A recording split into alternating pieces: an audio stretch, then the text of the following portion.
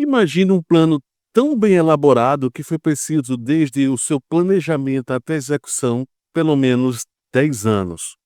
Pois é, foi isso que aconteceu com o Mossad em todo esse desenrolar, essa operação especial que ocorreu primeiro com a explosão de pages e depois de walkie-talkie do Hezbollah.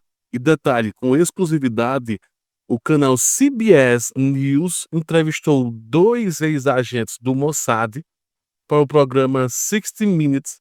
E agora nós vamos ver detalhes do que eles falaram, enfim, de todos os bastidores dessa entrevista bombástica, né, trazendo detalhes extremamente importantes e relevantes do que aconteceu, tá? Desde o processo de decisão, o porquê de ter escolhido. Então, tudo isso nós vamos ver agora. O fato é que os ex-agentes do Mossad, né, de Israel, detalharam como construíram e venderam os pages explosivos para os eu vou nem citar o nome aqui, né, terror do Hezbollah, para evitar problemas aqui com o YouTube. Sabem como é. O fato é que em 17 de setembro, depois que Israel e a organização terrorista, terminei falando a palavra, Hezbollah estavam em uma guerra crescente por quase um ano, praticamente, a agência de espionagem israelense Mossad lançou um dos mais ousados e sofisticados, tá, enganos, né, fakes da história da contra-inteligência, o plano do pager, como ficou conhecido, tá, por muita gente. E é como se fosse uma versão moderna do cavalo de Troia, como traz a própria matéria da CBS. É o cavalo de Troia moderno que o Mossad implementou, tá? E detalhe, fica até o final, que tem uma partezinha final que eu vou trazer, que desses 6 agentes trazem, que é bem interessante, né, e relevante. Antes de seguir, deixar só um recado aqui, ó, tá vendo aqui em cima?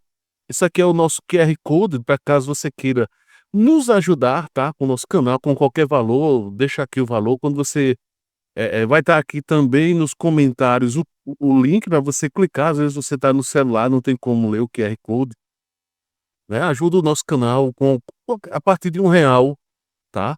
Deixa uma mensagem, deixa algum comentário importante, relevante, e no próximo vídeo estarei respondendo também. E detalhe, vamos começar em breve a fazer lives, então já fiquem atentos a toda a programação. Vou deixar disponível em breve como é que vai funcionar as lives aqui no canal. Dito isto, então vamos para mais detalhes, que a questão todinha é o seguinte. Então, outra informação, a matéria na íntegra eu também vou deixar disponível, tá? Logo aqui abaixo também, porque você depois, caso você queira, está em inglês, mas caso você queira ver detalhes, enfim. O fato é que a CBS, né, o canal, no caso CBS News, que faz o programa 60 Minutes, que é por Leslie Stahl, entrevistou, né, saiu ontem essa matéria da CBS e detalha como é que funcionou, né? Ela entrevistou 2 ex-agentes do Mossad e eles detalharam como é que funcionou essa questão da operação. E ela diz o seguinte, já começa perguntando, é algo chamado de agente de caso, né? Por que que é chamado assim? O que exatamente é um agente de caso? Que ele era, né, no caso. Aí ele comenta que um agente de caso lidera a operação, ele é o comandante ou era o comandante da operação. E aí ele comenta: "A operação começou há 10 anos, não com pagers, mas com walkie-talkies armados". Ou seja, deixa claro que a primeira parte, então, foi com walkie-talkie. Já que na época era mais comum a utilização de walkie-talkies. Então lá por volta de 2013, 2014, tá, foi usado então o walkie-talkie. Aí ele até comenta, no caso ele, né, ele foi chamado, entre aspas, de Michael, um nome fictício. Então ele comenta que era uma arma, assim como uma bala, um míssil, um morteiro, no caso um tipo de bomba dentro da bateria. E aí, por que foi feito? Foi feito em Israel pelo Mossad, tá?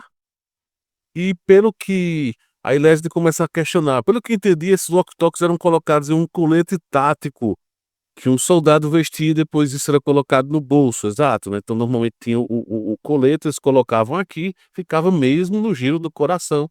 A maioria é destro, né? Então para facilitar pegar o equipamento, então fica mesmo no jeito do coração, né.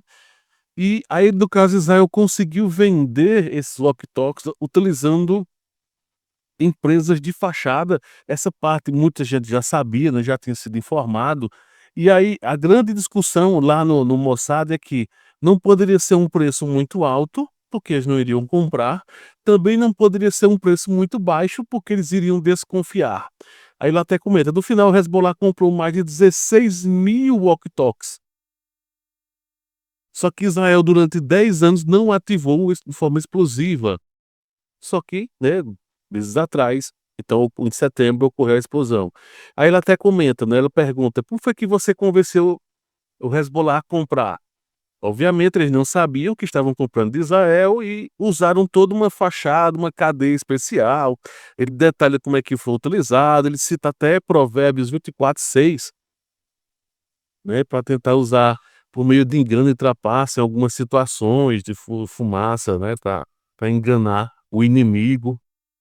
E então ele detalha que walkie-talkies são usados apenas em batalha, então o Mossad começou a desenvolver um novo dispositivo que os combatentes do Hezbollah teriam em seu bolso o tempo todo. Porque aí, por exemplo, o cara estava lá na casa dele, então ele não estava usando o walkie-talkie. Os walkie-talkies ficavam numa central, né, em algum túnel qualquer. E aí quando iriam para o ataque, aí é que de fato iriam utilizar aqueles walkie-talkies. Ou seja, dependendo da situação, provavelmente nem todos iriam ser pegos. Já o pager, aí sim, como é uma coisa mais fácil de carregar, aí é um segundo agente agora que começa a ser entrevistado, tá, chamado de Gabriel, e aí foi o segundo que começou a fazer. Aí ele até comenta o seguinte, o pager está quase obsoleto no mundo todo, mas o Hezbollah ainda usa, e o principal motivo é facilidade, né, de manuseio e dificuldade em rastreamento, praticamente impossível rastrear, né. Aí ele comenta que ele descobriu que o Mossad, né, descobriu que o Hezbollah estava comprando pagers dessa empresa em Taiwan, chamada Gold Apollo. Então esse era o nome da empresa. Até colocar aqui a matéria, fica mais fácil. E começou todo um problema que é o seguinte, ela pergunta, né, esse pager que o Hezbollah estava usando, então ele é muito elegante, é muito brilhante, certamente cabe num bolso. Então o que você fez para mudar isso e torná-lo uma bomba? E aí onde começou todo o problema né, e todo o trabalho de inteligência, né, pelo Mossad, que eles tiveram que aumentar um pouquinho o tamanho do equipamento. Aí eles começaram a fazer testes usando manequins, para calibrar a quantidade de explosivo, para que não ficasse tão pesado, né, o suficiente, nem também tão leve, tivesse pouca carga explosiva e que não funcionasse. Aí tem até uma imagem mostrando a diferença levemente um pouquinho maior do que o outro, né. E aí até comenta: "Se apertarmos o botão, o único que vai se machucar é o próprio terrorista, mesmo que sua esposa ou filho estejam ao lado dele, ele é o único que vai se machucar". Então tiveram esse cuidado, né, para que só quem estivesse manuseando na hora. E aí, como é um equipamento de guerra, digamos assim, de comunicação de guerra, normalmente só quem é o líder ou quem é o dono do equipamento que vai estar utilizando na hora. E ele disse que fizeram vários testes e aí chegou o momento, chegou o grande dia que é começar a fazer a distribuição mesmo de fato, né. Aí ela até comenta que o Mossad também testou esses toques. Olha como foi detalhado todo o processo. Eles tiveram que fazer até testes, como ele está dizendo aqui, do som correto. Um som que fosse urgente o suficiente para obrigar alguém a tirar do bolso e ler ou enfim, e pegar no pager. E eles testaram quanto tempo uma pessoa leva para atender um pager, em média 7 segundos. Mas como convencer o Hezbollah a mudar para esse pager mais volumoso? Então perceba que foi um monte de desafios que o Mossad foi enfrentando. E aí Gabriel comenta, né, lembrando que Gabriel é um nome fictício. "Eu lembro do dia em que fui até o nosso diretor e o coloquei na mesa, ele ficou furioso. Ele ficou dizendo: 'Não há chance de alguém comprar um dispositivo tão grande. Não é confortável no bolso, é pesado. Muito pesado, não é bom'". volte e me traga uma coisa, né, outra coisa, leve 2 le aí diz que levou 2 semanas para convencer de que embora seja feio tem caráter, daí tem funcionalidade, no caso.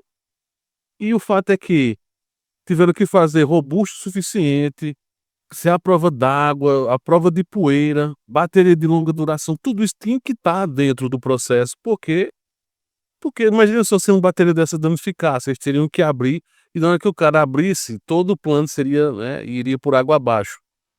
Tiveram que fazer anúncio falso no YouTube, panfletos, filmes, colocar montar uma empresa de fachada de fato mesmo.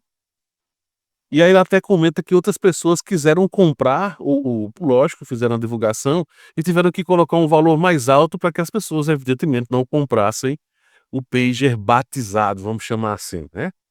Então o Gold Apollo, então ele criou uma empresa de fachada usando o termo Gold Apollo.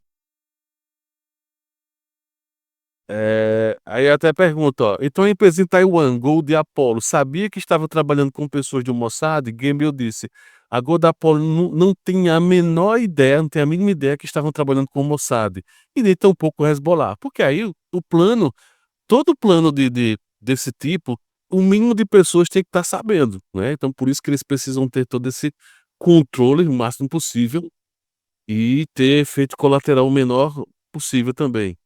Então quando eles estão comprando de nós, ele não tem a mínima ideia de que estão comprando do Mossad.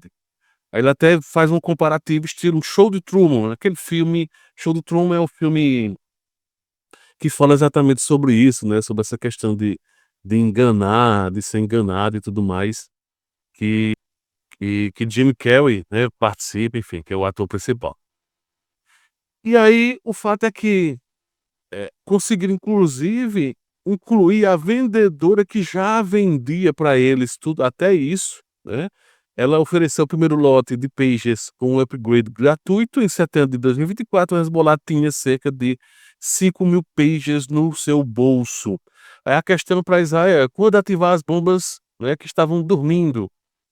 E aí eles começaram a ficar preocupados pelo seguinte, segundo o cara aqui, né, segundo Gabriel, o Hezbollah meio que começou a ficar desconfiado, começou a surgir desconfianças de algumas pessoas. Então em 17 de setembro, às 15h30 horário local, os pagers começaram a apitar por todo o Líbano.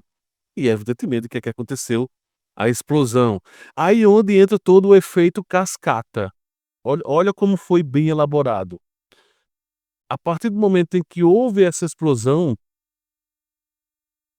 aí tem até uma mensagem que dizia o seguinte: você tem uma mensagem, aparecia a mensagem, né, do tipo, chegava uma mensagem, um tom diferente de toque e dizia: "Você tem uma mensagem criptografada, para acessar você tem que apertar os 2 botões". Só que a tela pergunta: "Então esse era o gatilho, você tem que apertar os 2 botões", e ele comentou: "Independente se você apertasse ou não, o efeito era o mesmo, ele ia explodir e explodiu", né. E aí vem um detalhe importante, então foi a partir de Israel que ocorreu a explosão. Aí ele comenta até, imagina só o caos que foi, rua, o pessoal estava andando de moto, com hospitais lotados, muita gente perdeu os dedos, né, inclusive muitos deles perderam o dedo do gatilho, né, do gatilho de arma. Tem até mais na frente eu cheguei a ver alguns vídeos mostrando os caras armando bombas, se preparando e tudo, sem algum dos dedos da mão, com curativos, dando indicativo que ele era alguma liderança que estava ou com um pager ou com um walkie-talkie. Aí ele comenta aqui, ó, na sequência, no dia seguinte, o Mossad finalmente ativou os walkie-talkies, porque aí o que que aconteceu? O pager estava comprometido, no dia seguinte começaram a usar os walkie-talkies, o que que aconteceu? O walkie-talkie também começou a explodir. Então, no total, cerca de 30 pessoas morreram, incluindo 2 crianças, e cerca de 3.000 ficaram feridas. E é aqui porque eu disse dessas 3.000, muitas delas ficaram feridas com o dedo do gatilho, né, ou o rosto, essa região aqui dando, enfim. Então, o objetivo foi, eh, 2 dias após o ataque com o pager, o líder do Hezbollah, na época, né, Hassan Nasrallah, né, conhecido por sua oratória inflamada, fez um discurso contido, né. E aí começa a contar outros detalhes, e ele diz aí: "Eles viram um líder quebrado".